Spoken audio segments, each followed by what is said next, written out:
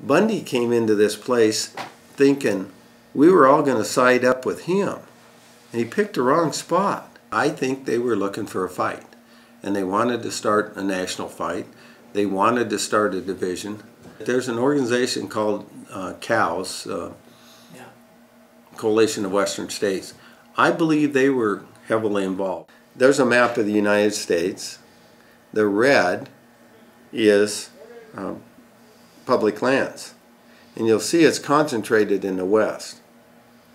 What comes out of that in a county like this one is that our private land holdings are islands in this sea of public lands. It is what I believe that COWS is about, and really what Bundy's about is put all the federal land in the western United States into private ownership. I'm not an advocate for that. I like hunting and fishing and walking and hiking on the public land. And in private land, might not be able to do that. But we're at a meeting, and Charlotte was in that room, and someone, I wouldn't tell you it was Bundy, but someone from his group said, this needs to go back to the rightful owners, and this needs to go back to the ranchers, the public land. And it instantly went through my mind, and I looked at Charlotte and saw her reaction.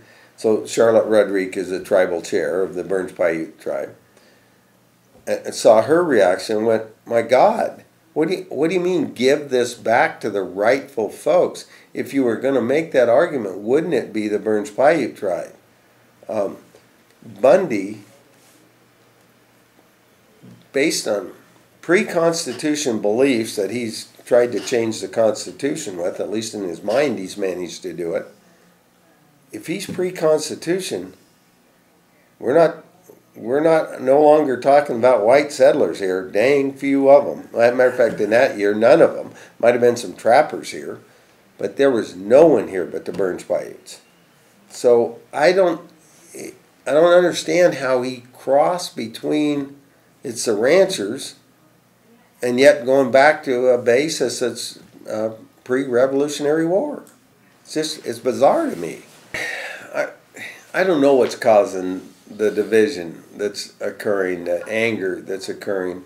A group of us community leaders were sitting around this room the other night talking, and we said, what do we think came out of this? And one thing that we know occurred is that this enabled us to be mean to each other, to be mean-spirited. And I never saw that here before. If I disagreed with you, I just kept my mouth shut.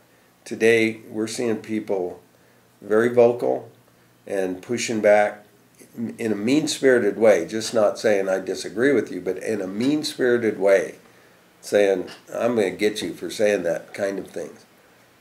I don't know culturally what has shifted. I blame it on the national leadership.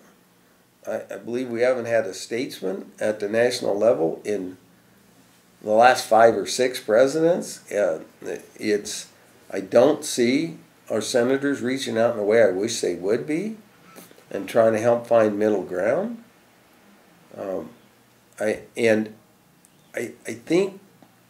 think part of this is coming from that lack of leadership to find a common ground, and I think that filters down to people thinking they're not being heard, and in many cases they are not.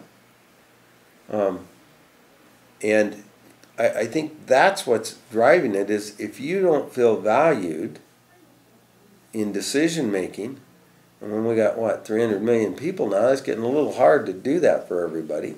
But if you can't feel like you're a participant, eventually you get angry about it.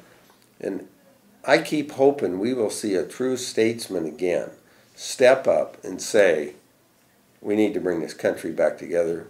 We need to go to Mars. I mean, shoot for the stars, for crying out loud. Let's move down the road.